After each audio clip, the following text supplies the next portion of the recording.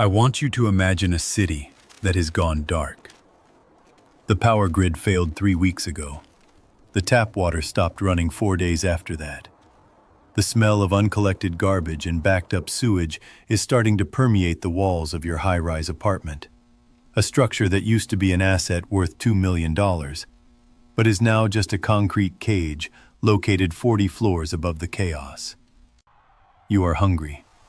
You have not eaten a full meal in 72 hours.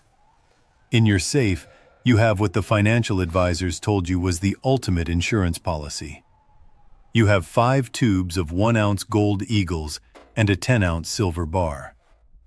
You open the heavy steel door of the safe, and the metal glints in the flashlight beam. It looks beautiful. It looks valuable. But as you stare at it, you realize a terrifying truth. You cannot eat gold. You cannot drink silver. And right now, in this zero-trust environment, you cannot spend. This is the scene of the crime we are investigating today. We are performing an autopsy on the concept of the safe haven. We are cutting open the belly of traditional hedging strategies to reveal a rot that most investors refuse to acknowledge until it is too late. The subject died because they assumed that wealth is a static number on a balance sheet, rather than a dynamic capability to transact. Imagine you take that 1-ounce gold coin down to the street level. You find a neighbor who has a stockpile of canned beans. You are desperate. You offer him the coin. The spot price on the last day the internet worked was $2,000. That can of beans is worth maybe $2 in the old world. But here is the brutal mathematics of the collapse. You cannot shave off 1/1000th of that coin to pay for the beans. The gold is not divisible. It creates a liquidity crisis in your own hand. You are effectively trying to pay for a stick of gum with a limitless credit card that no one has the machine to read. Worse, the moment you reveal that gold coin, you have compromised your anonymity. In a high-trust society, flashing a Rolex or a gold coin signals status. In a zero-trust autopsy scenario, it signals that you are a loot drop. You have just painted a target on your back. You have introduced what we call asymmetric risk. The value of the meal is minimal, but the risk of exposing your wealth is terminal. This is the Midas curse. Everything you touch turns to gold, and because of that, you starve. This is not dystopian fiction.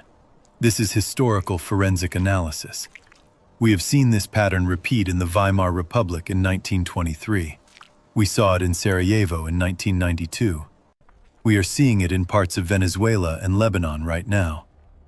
When the complex financial system undergoes a cardiac arrest, the velocity of money drops to zero, and the utility of assets inverts. The forensic evidence suggests that in a true collapse, the most valuable portfolio is invisible to the stock market. We call this the invisible portfolio. It is not composed of assets that store value, but of assets that facilitate survival and trade. Let us analyze the contrarian logic of value density. If you are standing in that dark city, a disposable Bic lighter is worth more to you than a share of a tech ETF. Why?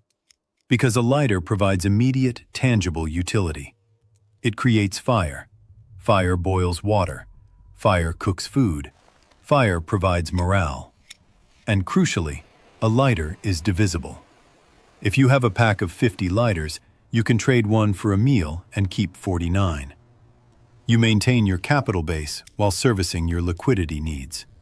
You cannot do that with a gold bar. We need to talk about the Ouroboros of the financial system.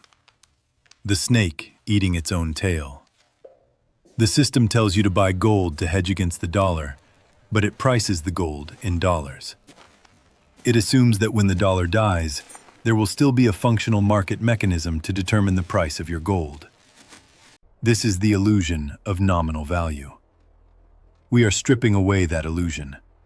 A true forensic analysis of survival economics shows that hyperliquidity comes from consumables: antibiotics, ammunition, water purification tablets, alcohol, batteries.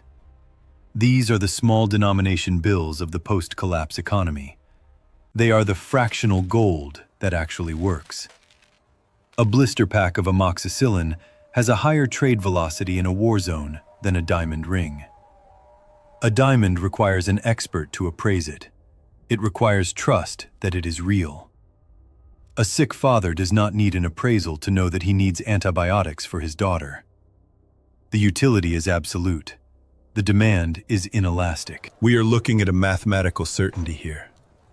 The average life expectancy of a fiat currency is 27 years. Every fiat currency in history has eventually returned to its intrinsic value, which is zero. The dollar, the euro, the yen, they are all defying gravity based on faith. When that faith evaporates, we enter a phase of price discovery that has nothing to do with charts and everything to do with caloric necessity. The autopsy reveals that the people who survive these events are not the ones with the deepest vaults, but the ones with the most diversified utility. They hold the invisible portfolio. They have skills. They can repair a radio. They can stitch a wound. They can grow potatoes. These are non-confiscatable assets. A gold bar can be taken from you at gunpoint. Your ability to treat an infection cannot be stolen. It can only be rented out. That is true sovereignty. So when you look at your net worth, I want you to perform your own forensic audit. Ask yourself, if the lights go out and do not come back on for 6 months, what is my bid-ask spread on survival? If your entire net worth is digital, you are already bankrupt. You just haven't realized it yet. If your entire net worth is in heavy metals, you are illiquid and vulnerable. You must layer your assets. You need the gold for the reconstruction phase, years after the dust settles. That is your generational wealth. But for the acute phase, for the chaos, for the blood in the streets, you need the invisible portfolio. You need the lighters. You need the skills. You need the community. This is a warning from the morgue of history. Do not let your wealth become your coffin. Do not let the Midas touch become your curse. The system is fragile. The debt is unpayable. The mathematical correction is coming. When the helicopter money stops falling and the inflation turns into hyperinflation, the only thing that matters is what you can hold in your hand and trade for another day of life. I am looking down from the helicopter right now, monitoring the injection of liquidity that is keeping this zombie economy walking. If you are down there, if you are awake, and if you are building your invisible portfolio, leave a helicopter emoji in the comments. Let me know that you are tracking the collapse. Class dismissed.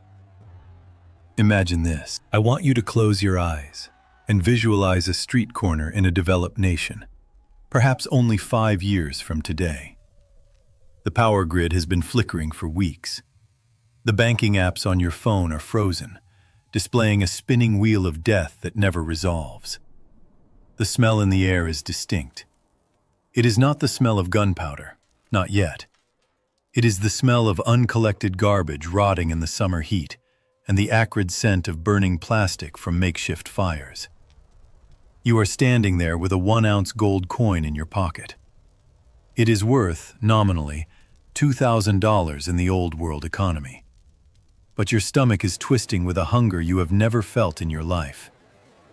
You approach a man selling 6 cans of beef stew and a box of water purification tablets.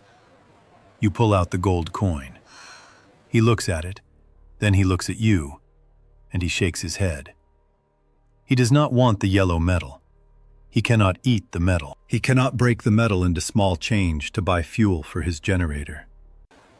You are the richest man on the block in theory, but in practice, you are starving. This is not a scene from a dystopian novel. This is a forensic reconstruction of every hyperinflationary collapse from Weimar Germany to modern-day Venezuela. This is the autopsy of value. We need to have a very serious, adult conversation about the mythology of gold and the brutal reality of barter dynamics. Most of you have been conditioned by financial gurus to believe that precious metals are the ultimate hedge against chaos. And while gold has a place in long-term wealth preservation for the reconstruction phase, in the acute phase of a collapse, what we in the forensic field call the correction event, gold suffers from a catastrophic failure of utility. It lacks divisibility. It lacks immediate consumption value. And worst of all, it makes you a target. If you try to buy a loaf of bread with a gold coin, you have two problems. One, you are overpaying by a factor of 5,000% because you cannot shave off a microscopic flake of gold to pay for wheat.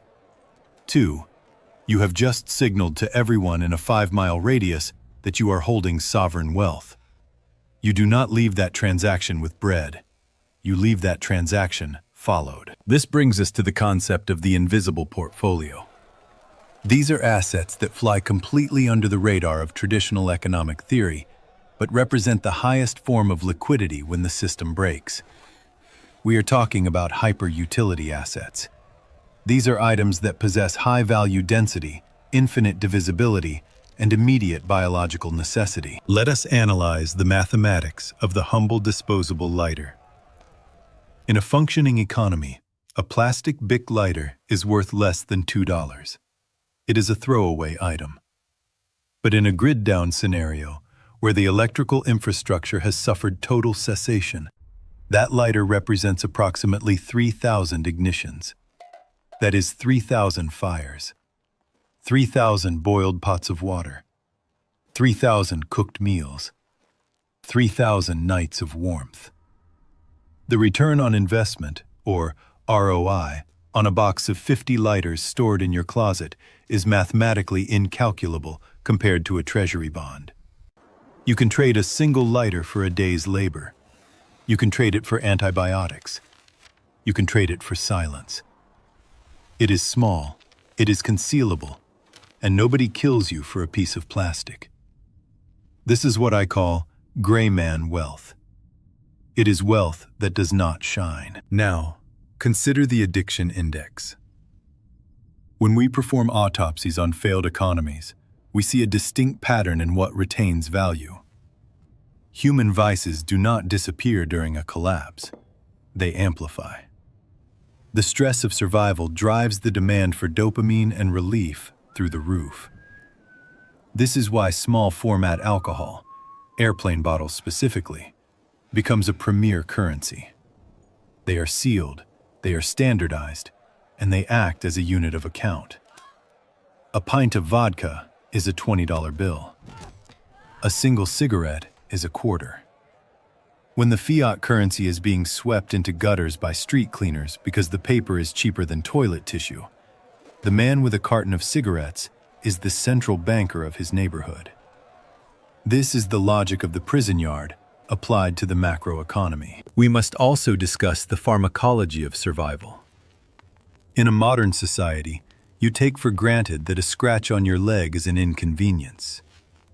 In a collapse scenario, without access to a pharmacy, a scratch on your leg that becomes septic is a death sentence. It is a terminal diagnosis. Therefore, common antibiotics, specifically broad-spectrum ones like amoxicillin, become more valuable than diamonds. A diamond is a shiny rock that signals status. An antibiotic is a pill that grants life. If you are holding a bottle of fish antibiotics, which are often the exact same chemical composition as human antibiotics, you hold the power of life and death. That is absolute sovereignty. That is a trade leverage that no stock option can ever provide. You have to understand the Ouroboros finance loop we are currently trapped in. The system is printing money to pay the interest on the money it printed yesterday. It is a snake eating its own tail. When this loop snaps, the illusion of nominal wealth evaporates instantly. Your brokerage account is just electrons on a server. Your bank balance is a legal fiction. The only things you own are what you can physically touch, protect, and exchange. This autopsy requires us to look at the hierarchy of needs with cold, clinical detachment. At the bottom of the pyramid is oxygen, water, and calorie intake. Slightly above that is sanitation and hygiene. Do not underestimate the trade value of soap, feminine hygiene products, and toothpaste. History shows us that in the siege of Sarajevo, which lasted 1,425 days, hygiene products traded at a premium higher than ammunition. Why? Because dysentery kills you just as dead as a sniper, only much slower and more painfully. The ability to stay clean is not a luxury in a collapse. It is a medical necessity. So, how do you construct this invisible portfolio without becoming a hoarder or a lunatic? You apply the rule of zero cost. You accumulate these assets as part of your daily existence. You buy 2 toothpastes instead of 1. You buy the bulk pack of lighters. You store an extra month of coffee. You are converting depreciating fiat currency, which is losing 8 to 15% of its purchasing power annually, into tangible assets that have a shelf life of decades. You are shorting the dollar and going long on survival. The market cap of this invisible portfolio is not measured in dollars. It is measured in days of life extended. It is measured in the ability to facilitate transactions without exposing your primary wealth. If you have gold, you bury it. You hide it for the restart, 5 or 10 years down the line when a new currency is established. But for the transition, for the chaos, you need the dirty, gritty, consumable assets. I want you to imagine the psychological state of the average citizen when the shelves go empty. Panic is a distinct chemical reaction in the brain. It overrides logic. It overrides morality. When you hold the invisible portfolio, you are not just holding goods, you are holding psychological stabilizers. You are the liquidity provider in an illiquid market. You are the market maker. This brings us to the ultimate asset in the invisible portfolio, one that weighs nothing and cannot be confiscated at a checkpoint. Skill. The ability to repair a shoe, the ability to suture a wound, the ability to filter water using sand and charcoal. In a hyper-technical economy, we have outsourced our competence to specialists. We call a plumber, we call a mechanic, we call a doctor. When the phone lines are dead, the generalist becomes the king. If you know how to recharge a car battery using solar panels, you will never go hungry. Your knowledge is the ultimate currency because it can be rented out repeatedly without depleting the principal. We are looking at a mathematical inevitability. The life expectancy of a fiat currency is roughly 27 years. We are living on borrowed time. The debt supercycle is peaking. The liquidity injection I am monitoring from this helicopter is the adrenaline shot into the heart of a dying patient. It might wake them up for a few minutes, but it does not cure the cancer. The cancer is structural. The cancer is terminal.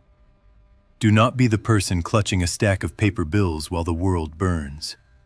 Do not be the person offering a gold watch for a ride out of the danger zone, only to be left on the side of the road. Be the person who understands the true nature of value. Build the portfolio that no banker can see, no taxman can audit, and no thief can easily steal, because it looks like clutter to the untrained eye. We are conducting this autopsy before the patient is dead, so that you can vaccinate yourself against the contagion. This is financial preventative medicine. The symptoms are visible: supply chain fractures, currency debasement, social polarization. The autopsy report is being written in real time. I am hovering above the chaos, watching the velocity of money slow to a halt while the velocity of desperation accelerates. If you understand the difference between nominal price and intrinsic utility, if you are stacking lighters and skills instead of just digital digits, I want you to signal me. Leave a helicopter emoji in the comments below. Show me that you are part of the forensic team, not part of the body count. Class is dismissed. Imagine this. It is 3 weeks after the grid has fractured. The ATMs are dark monoliths, monuments to a civilization that no longer exists. You are standing in a makeshift marketplace in what used to be a gas station parking lot. The air smells of burning plastic and unwashed bodies. It is freezing. You have a 1-ounce gold coin in your pocket. It is beautiful. It is shiny. It is worth, theoretically, $2,000 in the old world. But right now, you are staring at a man holding a jerry can with 2 gallons of gasoline and a box of antibiotics. You offer him the coin. He looks at it, then he looks at you, and he laughs. He does not have change for an ounce of gold. He cannot eat the gold. He cannot put the gold in his generator to keep his family warm. To him, your gold is an inconvenient rock that makes him a target for the guy watching from the shadows 300 yards away. You realize, with a sinking feeling in your gut, that you are the poorest rich man in the apocalypse. You have wealth, but you have zero liquidity. We are performing an autopsy on the concept of value itself. This is where the illusion of the modern portfolio theory dies on the table. Most financial advisors are selling you a roadmap for a world that functions on laws, order, and electronic clearinghouses. I am looking at the corpse of economies like Venezuela, Zimbabwe, and the siege of Sarajevo to tell you what actually pulses with value when the heart of the central bank stops beating. The error you are making is an error of denomination. You are measuring your safety net in dollars, or euros, or yen. But in a systemic collapse, the denomination shifts from fiat currency to caloric energy and utility. This brings us to the protocol for tangible sovereignty. This is the invisible portfolio. It does not appear on a balance sheet. The IRS cannot tax it.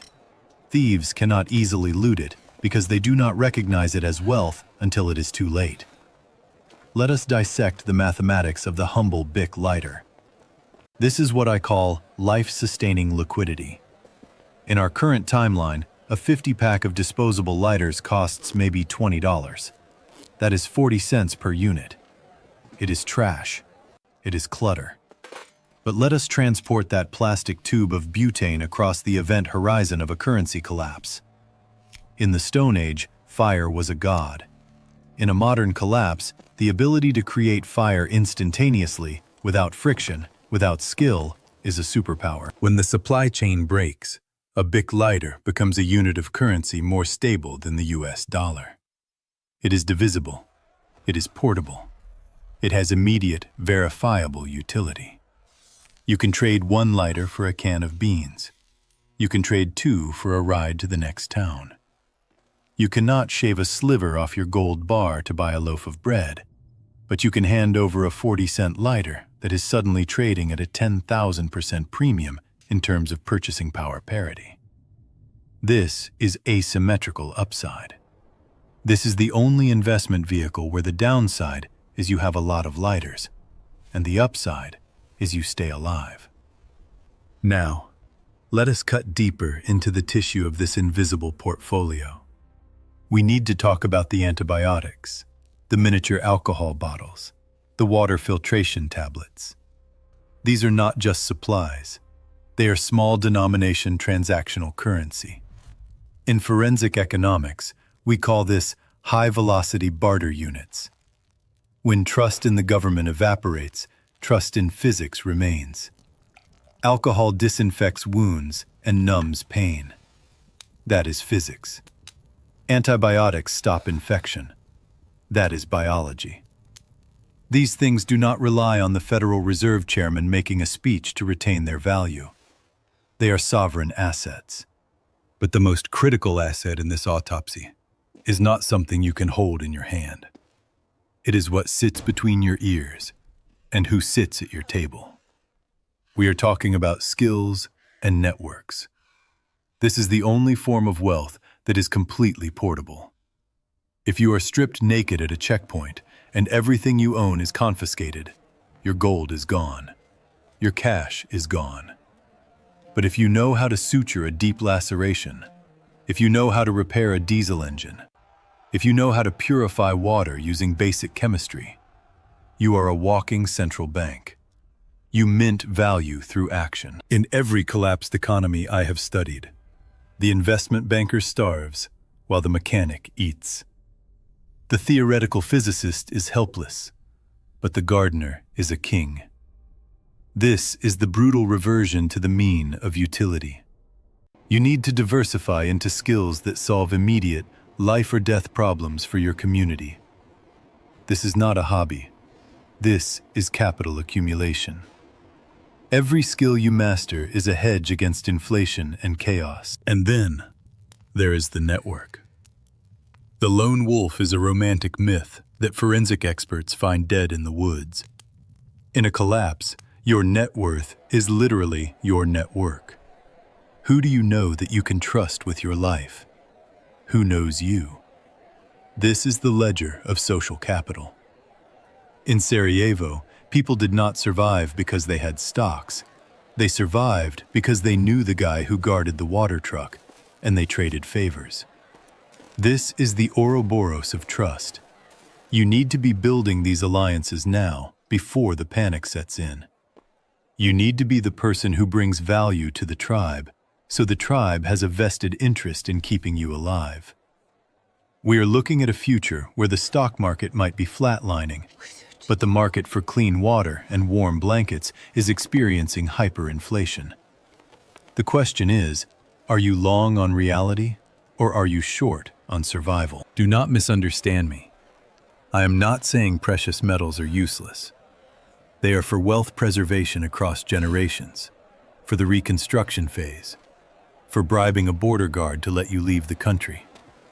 But for the day-to-day grind of a dead economy, gold is too heavy, too valuable, and too dangerous. You need the small change of the apocalypse. You need the ability to trade a blister pack of amoxicillin for a pair of boots without flashing a coin that costs a year's worth of labor. This is a financial autopsy of the future, and the results are conclusive. The patient, the global economy, is showing signs of multiple organ failure. The smart money is moving out of paper promises and into tangible reality. You need to be stacking skills, stacking relationships, and stacking the small, ugly, boring items that make life possible when the lights go out. I am watching the charts, and I am watching the streets. The divergence is getting wider. If you understand that a bottle of vodka might be the best performing asset of the next decade, I want you to signal me. I need to know who has the eyes to see the rot before the stench hits the air. Leave a helicopter emoji in the comments. Let me know you are hovering above the illusion, monitoring the liquidity of life itself. This investigation is ongoing. Stay vigilant.